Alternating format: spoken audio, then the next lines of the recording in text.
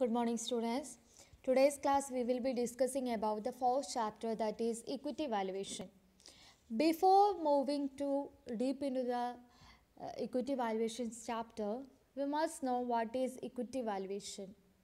Okay, ഒരു stock മാർക്കറ്റിൽ ഒരു ഇൻവെസ്റ്റർ ഒരു സ്റ്റോക്ക് ബൈ ചെയ്യുന്നതിന് മുമ്പോ സെൽ ചെയ്യുന്നതിന് മുമ്പോ ഒരു ഡിസിഷൻ എടുക്കണം. ഓക്കെ, അതായത് അയാൾ മേടിക്കുകയോ ബൈ ചെയ്യുകയോ സെല്ല് ചെയ്യുകയോ അങ്ങനെയാണെങ്കിൽ തന്നെ അയാൾക്ക് അതിൽ നിന്ന് എന്തെങ്കിലും ബെനിഫിറ്റ് ഉണ്ടാവുമോ എന്ന് അയാൾ എന്ത് ചെയ്യണം, അനലൈസ് ചെയ്യണം. ഇതിന് വേണ്ടിയിട്ട് അയാൾ ആ ഇക്വിറ്റി ഷെയറിൻ്റെ ഇൻട്രൻസിക് വാല്യൂ അല്ലെങ്കിൽ actual price or value of the equity investment find out ചെയ്യണം. So equity valuation or stock valuation is specifically refers to the process of estimating intrinsic value of common stock. Okay, so sell ചെയ്യുന്നതിന് മുമ്പോ by ചെയ്യുന്നതിന് മുമ്പ് അയാൾ ഒരു decision എടുക്കും.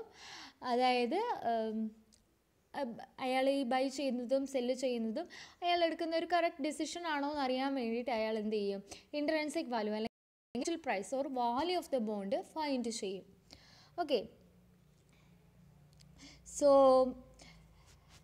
the valuation process is the fundamental approach to support making investment decision. Investment decision support ചെയ്യാൻ വേണ്ടിയിട്ടാണ് നമ്മൾ ഇക്വിറ്റി വാല്യുവേഷൻ കണ്ടക്ട് ചെയ്യുന്നത്. By comparing estimated value of investment to its market value or market price. Okay, one can determine to invest or not. അതായത് estimated value of ഇൻവെസ്റ്റ്മെൻറ്റും market പ്രൈസും തമ്മിൽ compare ചെയ്തിട്ട് അയാൾക്ക് എന്ത് ചെയ്യാം, ഇൻവെസ്റ്റ് ചെയ്യണോ വേണ്ടയോ എന്ന് ഡിസിഷൻ എടുക്കാം. സോ നെക്സ്റ്റ് ഈസ്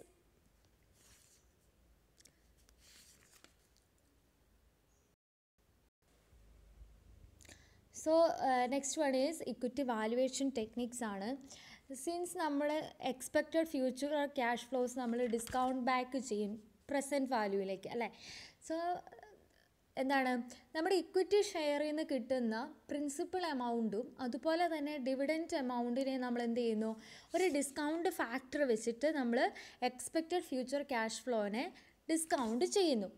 ഓക്കെ, നമുക്കറിയാം ഫ്യൂച്ചർ എപ്പോഴും അൺസർട്ടൺ ആണ്, അതുകൊണ്ട് തന്നെ എസ്റ്റിമേറ്റഡ് വാല്യൂ എപ്പോഴും പ്രിസൈസ് ആവണമെന്നില്ല. സോ ഇക്വിറ്റി വാല്യുവേഷൻ മോഡൽസ് നമ്മളെ ആ ഇൻട്രൻസിക് വാല്യൂ കുറച്ചും കൂടി ഫോർകാസ്റ്റ് ചെയ്യാൻ വേണ്ടി ഹെൽപ്പ് ചെയ്യുന്നു. അങ്ങനെ നോക്കുന്ന സമയത്ത് there are 3 major valuation techniques which are generally applicable. Okay, first one is asset based valuation, second one relative valuation, third one discounted cash flow valuation.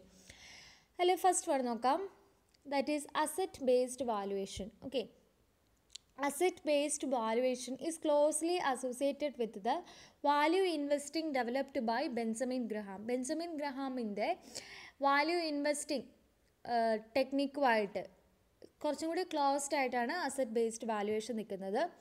The idea is that the fair value of company's current tangible asset should be the foundation in estimating intrinsic value of a company. നമ്മൾ ഈ models എല്ലാം തന്നെ കണ്ടുപിടിക്കുന്നത് എന്തിനു വേണ്ടിയിട്ടാണ്, ഈ techniques ഒക്കെ use ചെയ്യുന്നത് ഇൻട്രൻസിക് വാല്യൂ ഫൈൻഡ് ചെയ്യാൻ വേണ്ടിയിട്ടാണ്. അപ്പം ഈ അസറ്റ് ബേസ്ഡ് വാല്യുവേഷന് പറയുന്നത് എന്താണെന്ന് വെച്ചാൽ, intrinsic value of a company എന്ന് പറയുന്നത് കമ്പനിയുടെ കറൻറ്റ് ടാഞ്ചിബിൾ അസറ്റാണ്. ഓക്കെ, അതായത് കമ്പനിയുടെ intrinsic value of a value എന്ന് പറയുന്നത് അതിൻ്റെ ഫൗണ്ടേഷൻ എന്ന് പറയുന്നത് കമ്പനിയുടെ കറൻറ്റ് ടാഞ്ചിബിൾ അസറ്റ്സ് ആണ്. നെക്സ്റ്റ് നോക്കാം, the fair value of asset is estimated by its reproduction cost. Okay, its reproduction cost which is reproduction cost, which is the cost of competitor would have to incur to enter the business. Okay, ഒരു ബിസിനസ്സിലേക്ക് ഒരു competitor വരികയാണെങ്കിൽ അല്ലെങ്കിൽ ഇതുപോലൊരു business start ചെയ്യാൻ വേണ്ടി കോമ്പറ്റീറ്ററിന് എത്ര amount spend ചെയ്യും, അതിനെ നമുക്ക് എന്ത് പറയാം, fair value of asset. Okay, fair value of an asset എന്ന് പറയുന്നത് it is the reproduction cost which is the cost a competitor would have inquire to enter the business. ഇതുപോലെ ഒരു ബിസിനസ് സ്റ്റാർട്ട് ചെയ്യാൻ വേണ്ടിയിട്ട് കോമ്പറ്റീറ്ററിന് എന്തോരം കോസ്റ്റ് വരും, അതിനെയാണ് നമ്മൾ അതിൻ്റെ fair value of an asset എന്ന് പറയുന്നത്. ഇനി നെക്സ്റ്റ് മെത്തേഡ് നോക്കാം, that is relative valuation. In relative valuation, the value of asset is estimated based on how similar assets are priced in the market. Okay, ഒരു value of asset എന്ന് പറയുന്നത് എന്താണ്? Similar അസറ്റ്സിന് മാർക്കറ്റിൽ എത്രയാണോ പ്രൈസ് അതിനെ base ചെയ്തിട്ടാണ് estimate ചെയ്യുന്നത്. The principle is underlying that similar assets should sell for similar prices.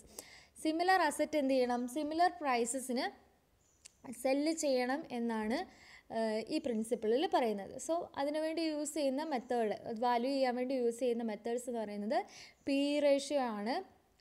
അതായത് ഇങ്ങനെയുള്ള മെത്തേഡ്, അതായത് സിമിലർ അസറ്റിൻ്റെ സിമിലർ പ്രൈസ് ആയിരിക്കും എന്ന് പറയുന്നുണ്ട്. അങ്ങനെയാണെങ്കിൽ അതിനെ വാല്യൂ ചെയ്യാൻ വേണ്ടി യൂസ് ചെയ്യുന്നതാണ് ഏത്?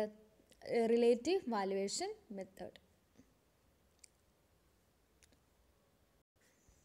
തേർഡ് ആൻഡ് ലാസ്റ്റ് മെത്തേഡാണ് discounted cash flow valuation method, that is DCF. It is the popular method, that is discounted cash flow valuation is the foundation on which all other valuation approaches are built. അതായത് ഇതിനെ base ചെയ്തിട്ടാണ് ബാക്കിയുള്ള എല്ലാ valuation അപ്രോച്ചസിൻ്റെയും നമ്മൾ develop ചെയ്തെടുത്തേക്കുന്നത്. The discounted cash flow method is primary based on the fundamental principle that the value of asset is the present value of expected future cash flow. അതായത് നമ്മൾ കൺസിഡർ ചെയ്യുന്നത്, അതായത് present value of future capital gain. അതായത് എന്താണ്? Future capital gain ഏതൊക്കെ ഫോമിലുണ്ടാവും? ഡിവിഡൻറ്റിൻ്റെ ഫോമിലുണ്ടാവും, അതുപോലെ തന്നെ നമ്മുടെ സെല്ലിംഗ് പ്രൈസ് ഉണ്ടാകും. ഇതിൻ്റെ രണ്ടിൻ്റെയും പ്രസൻറ്റ് വാല്യൂവിനെയാണ് നമ്മൾ ഡിസ്കൗണ്ടഡ് ക്യാഷ് ഫ്ലോ വാല്യുവേഷൻ എന്ന് പറയുന്നത്. ഇതിനെ ബേസ് ചെയ്തിട്ടാണ് നമ്മൾ എന്ത് ചെയ്യുന്നത്? നമ്മുടെ ചാപ്റ്റർ വരെ ഫോളോ ചെയ്യുന്നത്. ഓക്കെ, അപ്പോൾ ഇനി ഇക്വിറ്റി വാല്യുവേഷൻ മോഡൽസ് ആണ്. Equity valuation is made to know the intrinsic value of equity shares. Equity ഷെയർസിൻ്റെ ഇൻട്രിൻസിക് വാല്യൂ ഫൈൻഡ് ചെയ്യാൻ വേണ്ടിയിട്ടാണ് നമ്മൾ ഇക്വിറ്റി വാല്യുവേഷൻ യൂസ് ചെയ്യുന്നത്. Intrinsic value is the real worth of share which affect or represent the stock's justified price. അതായത് സ്റ്റോക്കിൻ്റെ ഒരു justified price, അല്ലെങ്കിൽ intrinsic value എന്ന് പറഞ്ഞാൽ തന്നെ അതിന് വേറെ പേരുകളുണ്ട്. Present value of future cash flows or value of equity shares, actual price, ഇതൊക്കെ സെയിം ആണ്. ഓക്കെ, എന്ന് പറഞ്ഞാൽ ഇൻട്രിൻസിക് വാല്യൂ എന്ന് പറയുന്നത് എന്താണ്? It is the real worth of shares, അല്ലേ? The concept of present value is used to estimate the intrinsic value. Okay, present value use ചെയ്തിട്ടാണ് നമ്മൾ intrinsic value കാൽക്കുലേറ്റ് ചെയ്യുന്നത്. The intrinsic value of a share is the present value of all future amounts to be received in respect of ownership of the shares calculated at an appropriate discount rate. Intrinsic value എന്ന് പറഞ്ഞാൽ എന്താണ്? Present value of all future cash flows. അതിൽ എന്തൊക്കെ included ആണ്? അതിൽ present value of ഡിവിഡൻറ്റും future cash flows, ഡിവിഡൻറ്റും plus present value of selling പ്രൈസും ഇൻക്ലൂഡഡ് ആണ്. ഇനി നോക്കുന്ന സമയത്ത് ഈ share is considered worth if the intrinsic value is greater than the current market price. Current market പ്രൈസിനേക്കാളും കൂടുതലാണ് ഇൻട്രിൻസിക് വാല്യൂ എങ്കിൽ ആ ഷെയറിനെ നമ്മൾ എന്ത് ചെയ്യുന്നു? കൂടുതലൊരു വർത്തിഫുൾ ആയിട്ടുള്ള ഒരു ഇൻവെസ്റ്റ്മെൻ്റ് ആയിട്ട് കൺസിഡർ ചെയ്യുന്നു. ഓക്കെ, അതുപോലെ തന്നെ അനലിസ്റ്റ് റെക്കമെൻഡ് ചെയ്യും ബൈ ചെയ്യാൻ. കാരണം ഇൻട്രിൻസിക് വാല്യൂ കൂടുതലുള്ള ഇൻട്രിൻസിക് വാല്യൂ കൂടുതലുള്ള ഇക്വിറ്റി ഷെയർ ആണ്. സോ അതിൻ്റെ വാല്യൂ എപ്പോഴും കൂടുതലാണ്. അതിൽ മാർക്കറ്റിലുള്ള വാല്യൂ കുറവാണെങ്കിൽ എന്ത് ചെയ്യാം?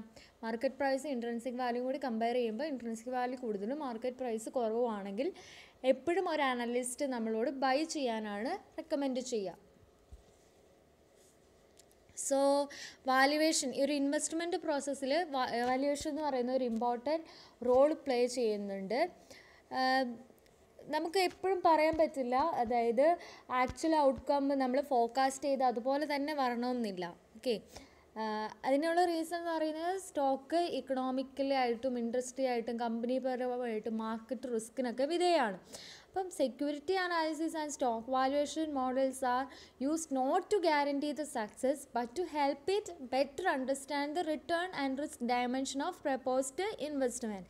അതായത് സെക്യൂരിറ്റി അനാലിസിസും സ്റ്റോക്ക് വാല്യുവേഷനും ഒക്കെ യൂസ് ചെയ്യുന്നത് അത് സക്സസ് ഗ്യാരണ്ടി ചെയ്യാനല്ല, കുറച്ചും കൂടി ആ റിട്ടേണിൻ്റെയും റിസ്കിൻ്റെയും ഒക്കെ കൂടുതലൊന്ന് അണ്ടർസ്റ്റാൻഡ് ചെയ്യാൻ വേണ്ടിയിട്ട്, നമ്മൾ ഇൻവെസ്റ്റ് ചെയ്യുന്ന പ്രപ്പോസ്ഡ് ഇൻവെസ്റ്റ്മെൻറ്റിൻ്റെ റിട്ടേണും റിസ്ക്കും ഒന്നും കൂടി കുറച്ചും കൂടി കൂടുതലായിട്ട് അണ്ടർസ്റ്റാൻഡ് ചെയ്യാൻ വേണ്ടിയിട്ടാണ് നമ്മൾ ഈ സെക്യൂരിറ്റി അനാലിസിസും സ്റ്റോക്ക് വാല്യുവേഷനൊക്കെ യൂസ് ചെയ്യുന്നത്. Okay, stock valuation is more difficult than the bond valuation because stocks do not have finite maturity and future cash flows. അതായത് സ്റ്റോക്ക് വാല്യുവേഷൻ്റെ കേസ് ബോണ്ട് വാല്യുവേഷനെ കമ്പയർ ചെയ്ത് നോക്കുമ്പോൾ കുറച്ചും കൂടി ഡിഫിക്കൽട്ടാണ്. അതിൻ്റെ റീസൺ എന്താണെന്ന് വെച്ചാൽ ബോണ്ടിൻ്റെ കേസിൽ നമുക്ക് ഫ്യൂച്ചർ ക്യാഷ് ഫ്ലോ കുറച്ചും കൂടി ഫിനിറ്റാണ് അല്ലേ ബോണ്ടിൻ്റെ കേസിൽ. പക്ഷേ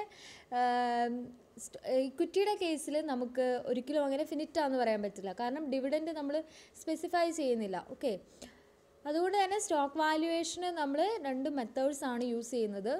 ഓക്കെ, ആ 2 മെത്തേഡ്സ് എന്ന് പറയുന്നത് 2 methods which are adopted for the valuation of equity shares are dividend discount models and price ratio models. അതാണ് 2 മെത്തേഡ്സ് യൂസ് ചെയ്യുന്നത്. അപ്പോൾ മെയിൻ ഡിഫറൻസ് ഫിക്സഡ് ഇൻകം സെക്യൂരിറ്റീസും അതുപോലെ തന്നെ ഇക്വിറ്റി വാല്യുവേഷനും തമ്മിലുള്ള ഡിഫറൻസ് എന്താണെന്ന് വെച്ചാൽ, ഫിക്സഡ് ഇൻകം സെക്യൂരിറ്റിയിൽ നമുക്കൊരു ഫിക്സഡ് ഇൻകം അത് നമുക്ക് ഡെഫിനറ്റ് ആയിട്ട് കിട്ടും എന്ന് പറയാം. പക്ഷേ ഇക്വിറ്റി വാല്യുവേഷൻ മോഡലിലേക്ക് വരുമ്പോൾ നമുക്കൊരു ഫിനിറ്റ് ആയിട്ടുള്ള ഒരു എമൗണ്ട് കിട്ടണമെന്നില്ല, കാരണം ഇക്വിറ്റി ഷെയർസിന് ഇങ്ങനെ ഡിവിഡൻഡ് ഇത്ര ആണെന്ന് സ്പെസിഫൈ ചെയ്യുന്നില്ല.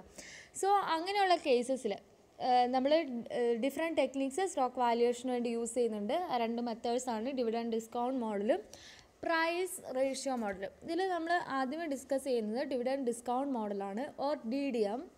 It is used to value the stock that uses the theory that the stock is worth the sum of all its future cash dividends. Okay, അതായത് ഇത് ബേസ് ചെയ്ത തിയറി എന്ന് പറയുന്നത് ഫ്യൂച്ചർ ഡിവിഡൻസിൻ്റെ ടോട്ടൽ വർത്താണ്. അതായത് fundamental principles of finance hold that economic value of a security is properly measured by the sum of its future cash flows. Their cash flows are adjusted for risk and the time value of money. The intrinsic value of any investment is the present value of its expected cash benefits. ഇതിനുള്ളിൽ intrinsic value find ചെയ്യുന്നത് present value of all future cash benefits ആണ്. Okay, there are 2 types of dividend discount models, namely dividend capitalization models and dividend growth models. ഇങ്ങനെ 2 models ആണ് dividend discount മോഡലിൽ ഉള്ളത്. ഇനി എന്താണ് dividend discount model എന്ന് നോക്കാം. ഡിവിഡൻഡ് ഡിസ്കൗണ്ട് മോഡലിൽ തന്നെ ഡിവിഡൻഡ് ക്യാപിറ്റലൈസേഷൻ മോഡലും ഉണ്ട്, ഡിവിഡൻഡ് ഗ്രോത്ത് മോഡലും ഉണ്ട്. ഡിവിഡൻഡ് ക്യാപിറ്റലൈസേഷൻ മോഡലിൽ വരുന്നതാണ് single period valuation model, multi period valuation model. Single period valuation model എന്ന് പറഞ്ഞാൽ ഒരു ഇൻവെസ്റ്റർ ഒരു ഇക്വിറ്റി ബൈ ചെയ്തിട്ട് അയാൾ ഒരു വർഷത്തേക്ക് മാത്രമേ എന്ത് ചെയ്യുന്നുള്ളൂ, അത് ഹോൾഡ് ചെയ്യുന്നുള്ളൂ. ആ വർഷം എൻഡ് ആവുന്ന സമയത്ത് അയാളത് സെല്ല് ചെയ്യുന്നു. അപ്പോൾ ആ ഒരു വർഷത്തിലുള്ള ഡിവിഡൻഡ് അയാൾ റിസീവ് ചെയ്യുന്നു. ഇനി multi period valuation different years, അതായത് കുറേ ഇയേഴ്സിലേക്ക് അയാൾ ഇക്വിറ്റി ഹോൾഡ് ചെയ്യുന്നു. എന്നിട്ട് ആ ഇക്വിറ്റി എത്ര വർഷമാണ് അയാൾ ഹോൾഡ് ചെയ്യുന്ന ഇക്വിറ്റി, അത്രയും കാലത്തെ ഇക്വിറ്റിന്ന് കിട്ടുന്ന ഡിവിഡൻഡ് അയാൾ റിസീവ് ചെയ്യുന്നു. കൂടാതെ ഇയർ എൻഡ് ആകുമ്പോഴത്തേക്കും എപ്പോഴാണോ അയാൾ സെല്ല് ചെയ്യുന്നത് ആ സമയത്തുള്ള സെല്ലിംഗ് പ്രൈസും റിസീവ് ചെയ്യുന്നു. അപ്പം ഈ ഡിവിഡൻഡ് ക്യാപിറ്റലൈസേഷൻ മോഡലിൽ മെയിനായിട്ട് പറയുന്നത് it includes the all future cash flows, present value of all future cash flows, that is present value of dividend plus present value of selling price. ഇനി ഡിവിഡൻഡ് ഗ്രോത്ത് മോഡലിൽ പറയുന്നത് നമ്മൾ ഡിവിഡൻഡ് എന്ന് പറയുന്നത് constant ആയിട്ട് വെക്കുന്നില്ല, കാരണം എപ്പോഴും ഡിവിഡൻറ്റിന് ഒരു ഇൻക്രിമെൻറ്റ് ഉണ്ടെങ്കിൽ മാത്രമേ എന്തുള്ളൂ ആ കമ്പനിക്ക് പ്രോഫിറ്റ് ഏൺ ചെയ്യുന്നുണ്ടെന്ന് നമുക്ക് പറയാൻ പറ്റുള്ളൂ. അപ്പോൾ ഡിവിഡൻഡ് ഗ്രോത്ത് മോഡലിൽ പറയുന്നത് ഡിവിഡൻറ്റിൻ്റെ എമൗണ്ട് ഉണ്ടല്ലോ അതെന്ത് ചെയ്യുന്നു, ഗ്രോ ചെയ്യുന്നു എന്നാണ് മീൻ ചെയ്യുന്നത്. Okay, that is dividend is growing. Dividend growth model എന്ന് പറഞ്ഞാൽ ഡിവിഡൻഡ് ഈസ് ഗ്രോയിങ്. അതിൽ കോൺസ്റ്റൻറ്റ് ഗ്രോത്ത് മോഡൽ എന്ന് പറഞ്ഞാൽ കോൺസ്റ്റൻ്റ് ആയിട്ട് ഒരു കോൺസ്റ്റൻറ്റ് റേറ്റിൽ എന്ത് ചെയ്യുന്നു, ഡിവിഡൻഡ് ഗ്രോ ചെയ്യുന്നു. മൾട്ടിപ്പിൾ ഗ്രോത്ത് മോഡൽ എന്ന് പറഞ്ഞാൽ ഒരു സ്റ്റേജ് വരെ ഒരു കോൺസ്റ്റൻറ്റ് ഗ്രോത്ത് മോഡലായിരിക്കും, അത് കഴിഞ്ഞാൽ പിന്നെ വേറെ ഡിഫറെൻറ്റ് റേറ്റിലായിരിക്കും. അതൊരു 3 years വരെ 10% ആയിരുന്നു, അത് കഴിഞ്ഞ് 3 years to 6 years വരെ 11%, അങ്ങനെ ഇൻക്രീസ് ചെയ്യുന്നു, ഡിഫറെൻറ്റ് സ്റ്റേജ് ആയിട്ട് ഗ്രോ ചെയ്യുന്നു. സീറോ ഗ്രോത്ത് മോഡൽ എന്ന് പറഞ്ഞാൽ ഗ്രോത്തിൻ്റെ റേറ്റ് ഇല്ല. ഓക്കെ, ഇനി നമുക്ക് കുറച്ചും കൂടി ഇലാബറേറ്റ് ആയിട്ട് പ്രോബ്ലംസ് ചെയ്യുമ്പോൾ ക്ലിയർ ആവും. നോക്കാം. Dividend capitalization model. Dividend capitalization model നമ്മൾ നേരത്തെ പറഞ്ഞതുപോലെ തന്നെ നമ്മൾ present value of future cash flows ആണ് കൺസിഡർ ചെയ്യുന്നത്. അതിൽ തന്നെ first one single period valuation model. Single period valuation model, an investor purchases a share and keep with him for 1 year and after that they sold. ഒരു ഇയറിലേക്ക് വേണ്ടി അയാൾ purchase ചെയ്യും, ഒരു year keep ചെയ്യും, അതിനുശേഷം അയാൾ അത് സെൽ ഓഫ് ചെയ്യും. ഷെയർ ഹോൾഡിംഗ് പീരീഡ് ഈ സിംഗിൾ ഇയർ. ഷെയർ ഹോൾഡ് ചെയ്യുന്നത് 1 ഇയറിലേക്കാണ്. In this case investor would receive dividend as well as selling price after 1 year. After 1 year ആകുമ്പം അയാൾ എന്ത് ചെയ്യുന്നുണ്ട്? ഡിവിഡൻഡ് റിസീവ് ചെയ്യുന്നുണ്ട്. അതുപോലെ തന്നെ 1 ഇയർ ശേഷം അയാൾ സെല്ലിംഗ് പ്രൈസും റിസീവ് ചെയ്യുന്നുണ്ട്. ഓക്കെ, അപ്പോൾ ഇനി നോക്കുന്നത് if the value of the share that is intrinsic value is more than the market price. Intrinsic value more than the market price ആണെങ്കിൽ എന്താണ്? Share, equity share under value ആണ്, അതുകൊണ്ട് തന്നെ നമ്മൾ ബൈ ചെയ്യും. ഓക്കെ, അതാണ് trading signal. Intrinsic value market വാല്യൂവിനേക്കാളും കൂടുതലാണെങ്കിൽ ബൈ ചെയ്യുന്നു. ഓക്കെ, ഇൻട്രിൻസിക് വാല്യൂ മാർക്കറ്റ് വാല്യൂവിനേക്കാളും കൂടുതലാണെങ്കിൽ ബൈ ചെയ്യുന്നു. ഇൻട്രിൻസിക് വാല്യൂ മാർക്കറ്റ് വാല്യൂവിനേക്കാളും കുറവാണെങ്കിൽ സെല്ല് ചെയ്യുന്നു. Intrinsic value is equal to market value ആണെങ്കിൽ നമ്മൾ എന്ത് ചെയ്യുന്നു? ആ ഷെയർ ഹോൾഡ് ഓൺ ചെയ്യുന്നു. ഇനി അത് കാണാനുള്ള ഫോർമുല നോക്കാം. Dividend discount model 1 year holding period ആണെങ്കിൽ intrinsic value that is present value is equal to D1 divided by 1 plus K plus P1 divided by 1 plus K. ഇനി P0 എന്ന് പറയുന്നത് അല്ലെങ്കിൽ ഇൻട്രിൻസിക് വാല്യൂ എന്ന് പറയുന്നത് കറൻറ്റ് പ്രൈസ് അല്ലെങ്കിൽ intrinsic value അല്ലെങ്കിൽ value of the bond ഒക്കെ same ആണ് കേട്ടോ. D1 എന്ന് പറഞ്ഞാൽ ഡിവിഡൻറ്റ്, കെ എന്ന് പറഞ്ഞാൽ റിക്വയർഡ് റിട്ടേൺ, പി എന്ന് പറഞ്ഞാൽ P1 എന്ന് പറഞ്ഞാൽ സെല്ലിംഗ് പ്രൈസ്. ഇത്രയും ക്ലിയർ ആയെന്ന് വിചാരിക്കുന്നു. D1 എന്ന് പറഞ്ഞാൽ ഡിവിഡൻറ്റ്, P1 എന്ന് പറഞ്ഞാൽ സെല്ലിംഗ് പ്രൈസ്, കെ എന്ന് പറഞ്ഞാൽ റിക്വയർഡ് റേറ്റ് ഓഫ് റിട്ടേൺ. ഇനി നമുക്ക് നോക്കാം, ക്വസ്റ്റ്യൻ നോക്കാം. An investor would like to get a dividend of 30 paisa from a share and want to sell it for next year for ₹60 after keeping it for 1 year. The required rate of return is 20%. What is the present value of this share? അപ്പോൾ നമുക്ക് present value കണ്ടുപിടിക്കാനാണ് പറഞ്ഞിരിക്കുന്നത് ക്വസ്റ്റ്യനിൽ, അല്ലേ? അപ്പോൾ നമുക്ക് present value കണ്ടുപിടിക്കുന്നതിന് കുറച്ച് factors ആവശ്യമാണ്. ആദ്യമേ നമ്മൾ എന്താണ് ഫൈൻഡ് ചെയ്യേണ്ടത്? ഡിവിഡൻഡ് എത്രയാണ്? ഡിവിഡൻഡ് എന്ന് പറയുന്നത് 30 പൈസയാണ്. സോ 30 പൈസ എന്ന് പറയുമ്പോൾ എത്രയായിരിക്കും? 0.30 അല്ലേ? 0.30. പിന്നെ പറയുന്നത് സെല്ലിംഗ് പ്രൈസ് ആണ്. സെല്ലിംഗ് പ്രൈസ് എന്ന് പറയുന്നത് P1 ആണ്. P1 എന്ന് പറയുന്നത് 60. പിന്നെ കെ ആണ് തന്നിരിക്കുന്നത്. കെ എന്ന് പറയുന്നത് 20%. സോ നമുക്ക് എല്ലാ കാര്യങ്ങളും ഡയറക്റ്റായിട്ട് ക്വസ്റ്റ്യൻ തന്നിട്ടുണ്ട്. നമുക്ക് ഇൻട്രിൻസിക് വാല്യൂ അല്ലെങ്കിൽ present value of the equity share find ചെയ്യാം. സോ പ്രസൻറ്റ് വാല്യൂ എന്ന് പറയുന്നത് എന്താണ്? Present value is equal to D1 divided by 1 plus K plus P1 divided by 1 plus K. Okay, അപ്പോൾ ഡി നമുക്ക് കിട്ടിയിട്ടുണ്ട്. ഡി എത്രയാണ്? 0.30 അല്ലേ? അതുപോലെ തന്നെ P1 കിട്ടിയിട്ടുണ്ട്. P1 എത്രയാണ് നമ്മൾ കണ്ടുപിടിച്ചേക്കുന്നത്? P1 എന്ന് പറയുന്നത് എത്രയാണ്? 60 ആണ്. പിന്നെ കെ എന്ന് പറയുന്നത് 20% ആണ്. സോ ഇത് 0.20. നമ്മൾ നേരിട്ട് ഫോർമുലയിലേക്ക് അപ്ലൈ ചെയ്യാം. 0.30 divided by 1 plus 0.20 plus 60 divided by 1 plus 0.20. Okay, അപ്പോൾ നമുക്ക് 30 divided by 1.20 plus 60 divided by 1.20 എന്ന് കിട്ടും. സോ രണ്ടും കൂടി കൂട്ടുക. Okay, 30 plus 60 divided by 1.2 that is 50.25. Okay, 50.25. അപ്പോൾ ഇനി നമ്മൾ കമ്പയർ ചെയ്യണം, എന്നിട്ട് ബൈ ചെയ്യണോ സെല്ല് ചെയ്യണോ എന്നാണ് നമ്മളോട് ചോദിച്ചേക്കുന്നത്. പ്രസൻറ്റ് വാല്യൂ ആണ് ചോദിച്ചേക്കുന്നത്. സോ നമ്മളോട് ഡിസിഷൻ എടുക്കണം. പ്രസൻറ്റ് വാല്യൂ എന്ന് പറയുന്നത് എത്രയാണ്? 50.25 ആണ്. മാർക്കറ്റ് പ്രൈസ് 60 ആണ്. So market price so intrinsic value കൂടുതലായിരിക്കണം മാർക്കറ്റ് പ്രൈസിനേക്കാൾ. അപ്പോൾ ഇവിടെ മാർക്കറ്റ് പ്രൈസ് എന്ന് പറയുന്നത് ഒരു 53.71 അതിൽ താഴെയോ ആണെങ്കിൽ നമുക്ക് എന്ത് ചെയ്യാം, ഈ ഷെയർ പർച്ചേസ് ചെയ്യാം. ഇനി നെക്സ്റ്റ് ക്വസ്റ്റ്യൻ നോക്കാം. An investor hold an equity share giving an annual dividend of rupees 30. He expect to sell the share for rupees 300 at the end of the year. Calculate the value of share if required rate of return is 10%. ആദ്യം നമ്മൾ കുറേ items identify ചെയ്യണം. Dividend എന്ന് പറയുന്നത് 30 ആണ്. Selling price 300 ആണ്. Selling price ആണ് കേട്ടോ 300, മാർക്കറ്റ് പ്രൈസ് അല്ല കേട്ടോ. Okay, record rate of return എന്ന് പറയുന്നത് 10% ആണ്. ഇനി നമുക്ക് ഫൈൻഡ് ചെയ്യാം. That is P0 is equal to D divided by 1 plus K plus P1 divided by 1 plus K. Okay. D നമുക്ക് കിട്ടിയിട്ടുണ്ട്. എത്രയാണ് D? D എന്ന് പറയുന്നത് 30 divided by 1 plus K. K എത്രയാണ്? 10%. That is 1.10. രണ്ടും കൂടി 1 plus 10% ആണ് കേട്ടോ. 1.10 പ്ലസ് P1 എത്രയാണ്?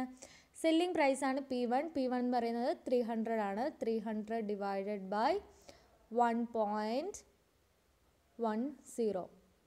ഓക്കെ,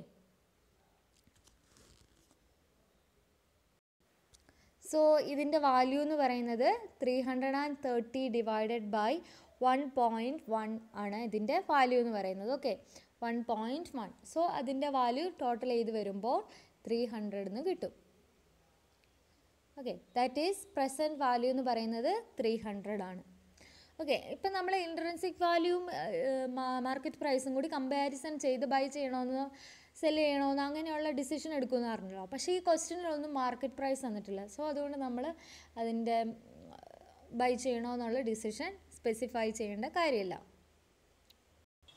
സോ നിങ്ങൾക്ക് സിംഗിൾ പീരിയഡ് വാല്യുവേഷൻ മോഡലാണോ എന്ന് അറിയാൻ വേണ്ടിയിട്ട്, അത് ഐഡൻറ്റിഫൈ ചെയ്യാൻ വേണ്ടിയിട്ട് ക്വസ്റ്റ്യനിൽ he will hold the share four 1 year and he will cell it after 1 year എന്ന് ക്വസ്റ്റ്യനിൽ കാണുവാണെങ്കിൽ അത് സിംഗിൾ പീരിയഡ് വാല്യുവേഷൻ മോഡലാണെന്ന് നിങ്ങൾക്ക് കൺക്ലൂഷനിലെത്താം. ഓക്കെ, നെക്സ്റ്റ് ഒരു ക്വസ്റ്റ്യൻ കൂടെ നോക്കാം. An investor expect to get 3.50 rupees as dividend from share next year and hopes to sell off the share at rupees 45 after holding it for 1 year. കണ്ടോ, ക്വസ്റ്റ്യനിൽ തന്നെ ഉണ്ടാവും after he hold it for 1 year എന്നുള്ളത്.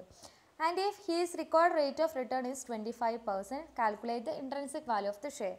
So നമുക്ക് കിട്ടിയിട്ടുണ്ട് dividend എന്ന് പറയുന്നത് 3.50 ആണ്, സെല്ലിംഗ് പ്രൈസ് എന്ന് പറയുന്നത് 45 ആണ്, റിക്വയർഡ് റേറ്റ് ഓഫ് റിട്ടേൺ എന്ന് പറയുന്നത് 25% ആണ്. സോ നമ്മൾ എന്ത് ചെയ്യുന്നു, ഫോർമുലയിലേക്ക് ഡയറക്റ്റായിട്ട് അപ്ലൈ ചെയ്യുന്നു. ഓക്കെ, അങ്ങനെ ഡയറക്റ്റായിട്ട് അപ്ലൈ ചെയ്യുമ്പോൾ നമുക്ക് ആൻസർ കിട്ടും. That is 3.50 divided by 1.25 plus 45 divided by 1.25 is equal to 2.80 plus 36, that is 38.80.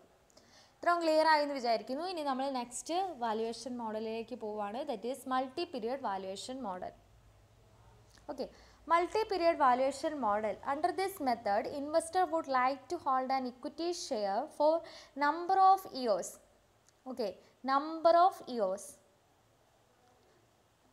PPT-il vanna mistake aanu, number of years, and sell it only after a period of time.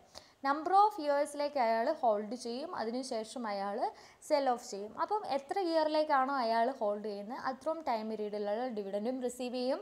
അതുപോലെ തന്നെ selling പ്രൈസും വിൽക്കുന്ന സമയത്തുള്ള selling പ്രൈസും അയാൾ receive ചെയ്യും. ഇനി ഇതിൻ്റെ ഫോർമുല നോക്കാം.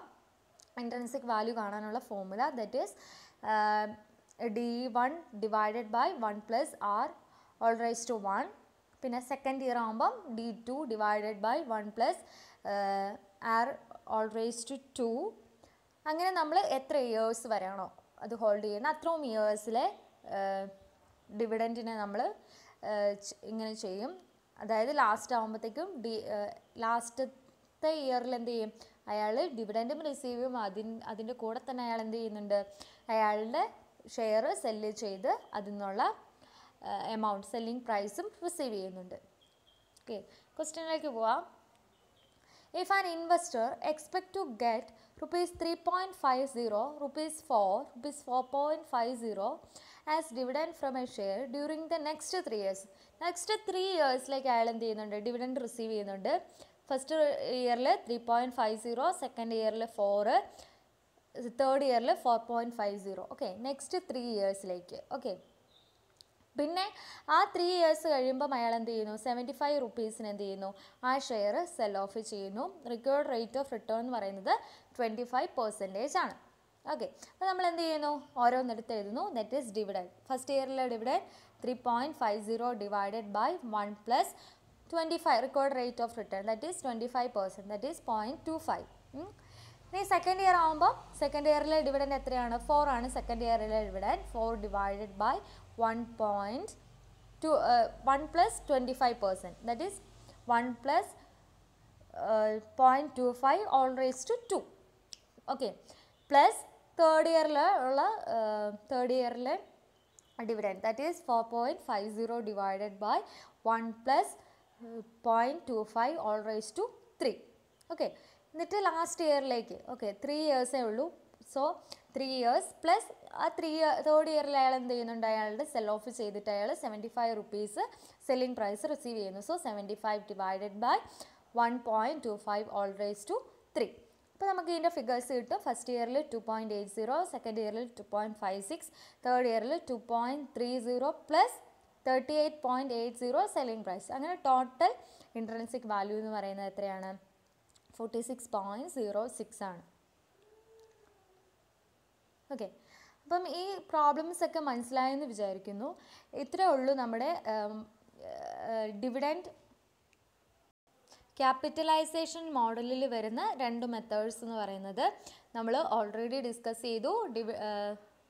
നോക്കാം, ഇക്വിറ്റി വാലുവേഷന് യൂസ് ചെയ്യുന്ന 2 മെത്തേഡ്സ് എന്ന് പറയുന്നത് ഡിവിഡൻഡ് ഡിസ്കൗണ്ട് മോഡലും പ്രൈസ് റേഷ്യോ മോഡലും ആണ്.